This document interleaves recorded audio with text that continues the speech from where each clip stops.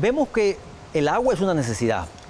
Si bien tenemos un derecho sobre ese recurso, tenemos un deber como ciudadanos de cuidarlo.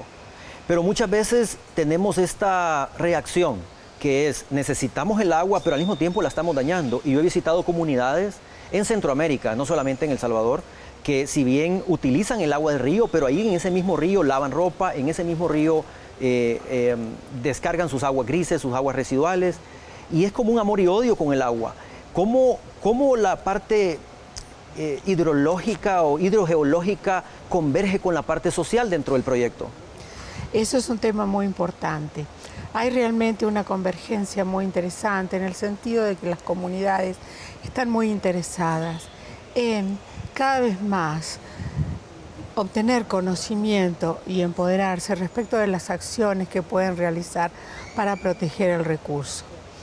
Nuestro pensamiento es que cuando se agrede el recurso, realmente no se lo hace con intención, sino que se lo hace por desconocimiento o por algunas ideas que quedaron en algún momento respecto que no importa si yo arrojo algo, se va a diluir en la corriente del río, o si es respecto del acuífero, en la medida que va infiltrando, el suelo va a purificarlo. Y eso no es así, eso no es así. Lo que nosotros debemos hacer es conocer perfectamente las actividades que se desarrollan en cada comunidad y ver cuáles son las posibilidades que esas actividades generen efluentes y que esos efluentes sean negativos, sean contaminantes respecto del recurso, sea este subterráneo, sea este superficial.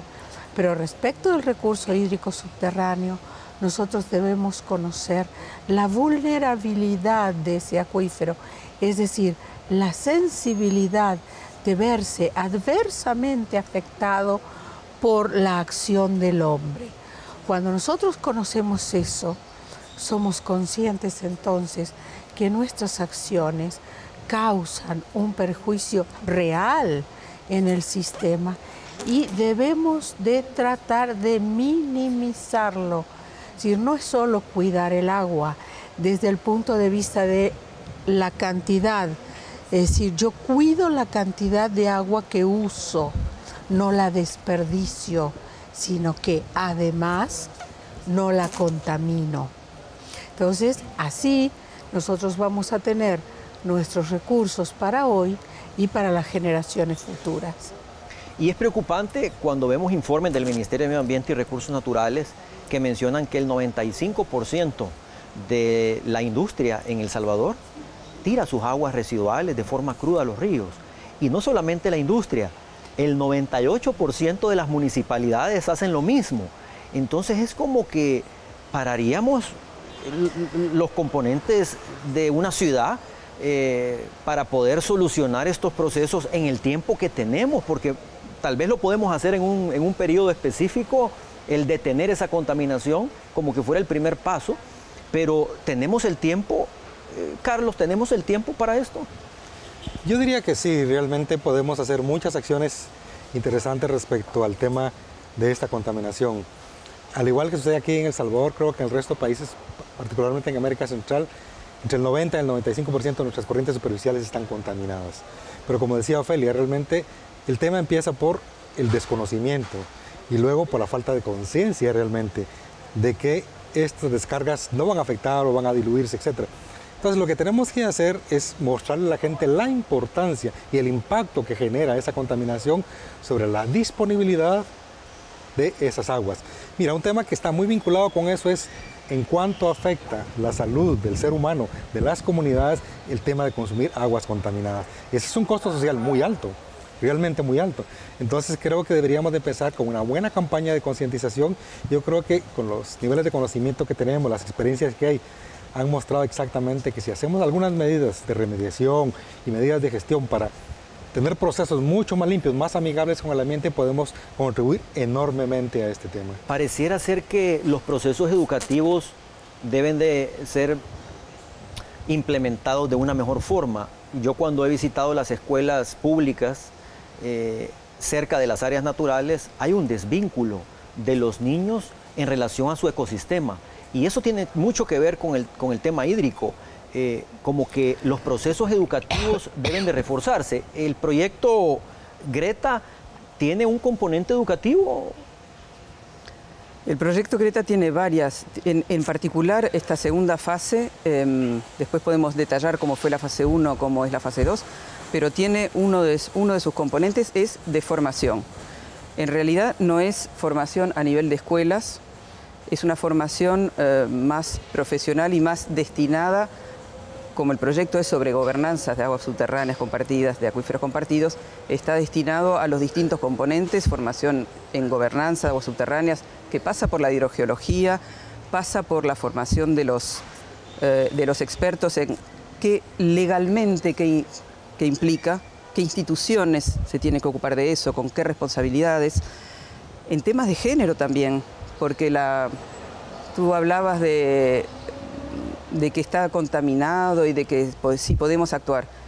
Lo primero que tiene que entender la gente es dónde está el agua que están usando a nivel local, entender que lo tienen que proteger, y en eso el rol de la mujer también es muy importante. Este proyecto tiene un componente técnico de datos desglosados por sexo, desagregados por sexo, de qué hacen las mujeres, qué no hacen las mujeres.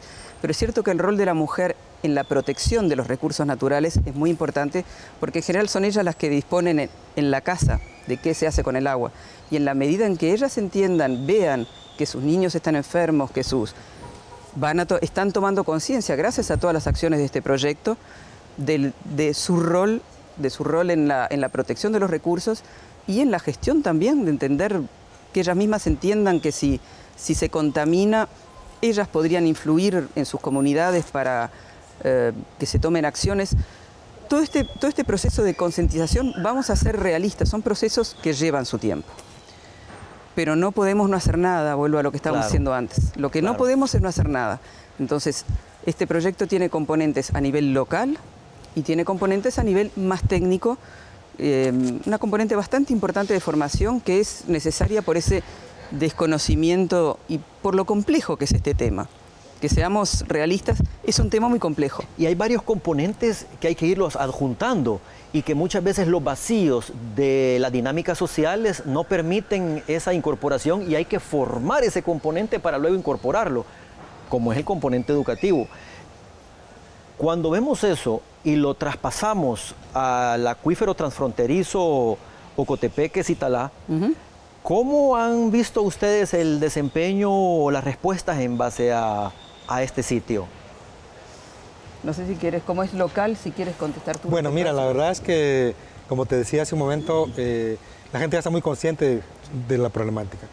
El otro tema es que tenemos que avanzar un poquito en darles más información respecto a cómo es la dinámica de las aguas subterráneas, cómo se vincula realmente con las aguas superficiales y qué impacto tienen todas las acciones que ellos están haciendo, el tema de la exposición de residuos sólidos, las aguas grises, las aguas negras, todo lo que tú has mencionado.